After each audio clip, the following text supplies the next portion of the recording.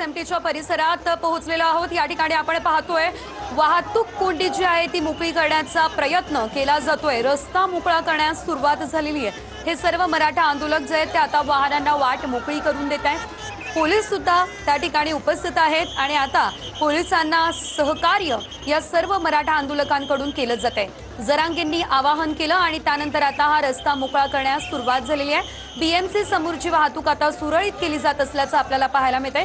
जरांगेंनी आवाहन केल्यानंतर आता हा रस्ता मोकळा केला जातो। अधिकचे अपडेट आमचे प्रतिनिधी कृष्णा सोनारवाडकर यांच्याकडून घेऊयात। कृष्णा, आता रस्ता मोकळा होताना दिसतोय, काही वाहनं सुद्धा पुढे जाताना दिसताय, काय अपडेट?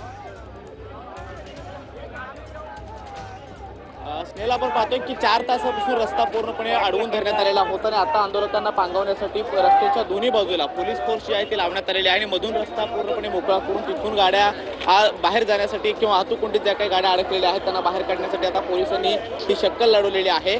आंदोलक चहूबाजूला सगळीकडे पांगलेले होते आणि त्यामुळे त्यांना एका बाजूला करून रस्त्याच्या दोन्ही बाजूला आता पोलीस फोर्स लावण्यात आलेले। त्यामध्ये महाराष्ट्र पोलीस आहेत, मुंबई पोलीस आहेत, त्याचबरोबर SRPFच्या तुकड्या सुद्धा आहेत आणि दंगल नियंत्रण पथक सुद्धा या ठिकाणी बोलवण्यात आलेलं आहे आणि अधिकचं मनुष्यबळ हे मागवल्यानंतरच आता सगळ्या आंदोलकांना एका बाजूला करण्यात आलेलं आहे। खरं तर या 2 लेन आहेत। एक लेन तर भायखळ्याच्या दिशेने जाण्यासाठी आहे, ती JJ फ्लायओव्हरवरती पकडून जावं लागतं। दुसऱ्या बाजूला JJ फ्लायओव्हरवरून ज्या गाड्या उतरतात त्या हुतात्मा चौकाच्या दिशेने पुढे कोर्टाकडे जातात आणि ती लेन महत्त्वाची होती आणि म्हणून पोलिसांनी आता ती लेन मोकळी करण्यासाठी पोलिसांनी रस्त्याच्या दोन्ही बाजूला ही फोर्स जी आहे ती लावण्याचं पाहायला मिळतं आहे आणि ज्या 4 तासापासून गाड्या अडकलेल्या होत्या त्या गाड्यांना आता बाहेर काढण्यासाठी रस्ता मोकळा करून दिला जातोय। सगळ्या आंदोलकांना एकाच बाजूला पांगवण्यासाठी पोलीस जे आहेत ते काम करत आहेत। त्यामध्ये SRPF आहे, त्याचबरोबर दंगल नियंत्रण पथक आहे, CRPF आहे आणि CISFचे काही जवान सुद्धा या ठिकाणी पाहायला मिळत आहेत। म्हणजे अधिकचं मनुष्यबळ म्हणून इतर सगळ्या ज्या काही यंत्रणा आहेत त्या इथं बोलावण्यात आलेल्या आहेत। सुरुवातीला मुंबई पोलीस दलातील वरिष्ठ अधिकाऱ्यांनी या सगळ्या आंदोलकांना समजवण्याचा प्रयत्न केलेला होता। त्यामध्ये मनोज जरांगे पाटील यांच्या काही ऑडिओ क्लिप सुद्धा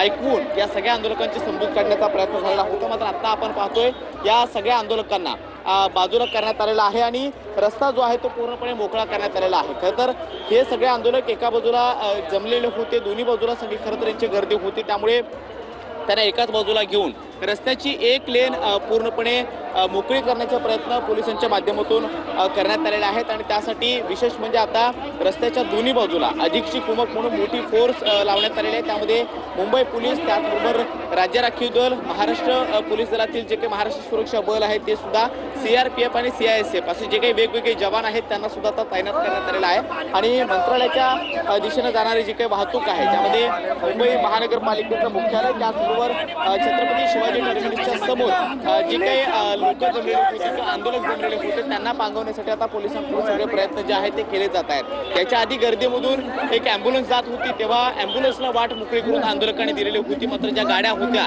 त्या तशाच रस्त्यावरती अडकून होत्या आणि आता आपण पाहतोय पोलिसांनी आता ही शक्कल लढवलेली आहे आणि रस्त्याच्या दोन्ही बाजूला अधिकचा बंदोबस्त लावून आता रस्ता जो आहे तो मोकळा करून दिला जातोय। सगळ्या आंदोलकांना एकाच बाजूला घेण्याचा प्रयत्न करतायत, कारण मनोज जरांगे पाटील हे आझाद मैदानाच्या स्टेजवरून वारंवार आवाज करतायत। धन्यवाद दिलेल्या या सर्व अपडेट्ससाठी। तर आपण पाहतोय जरांगेंनी आवाहन केलं, कुणाला त्रास होऊ देऊ नका आणि त्या आवाहनाला ही प्रतिसाद आता या सर्व आंदोलकांनी दिली।